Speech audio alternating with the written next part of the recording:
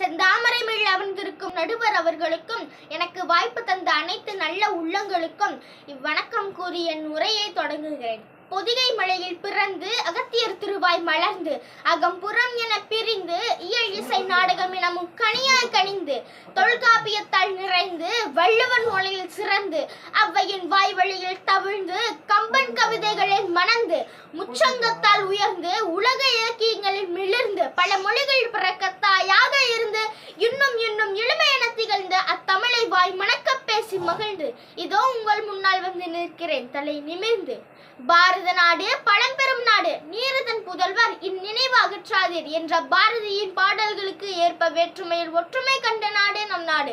இத்தகைய சிறப்புமிக்க குடியரசு நாட்டின் குடிமக்களாக இருப்பதில் நாம் அனைவரும் பெருமை கொள்வோம். நம் நாடு சுதந்திரத்திற்காக போராடிய மகாத்மா காந்தி, திருப்பூர் குமரன், பகவத்சிங், ஜான்சி ராணி லட்சுமிபாய், வேலுநாச்சியார் இன்னும் பல தலைவர்களை நாம் பாதம் தொட்டு வணங்குவோம்.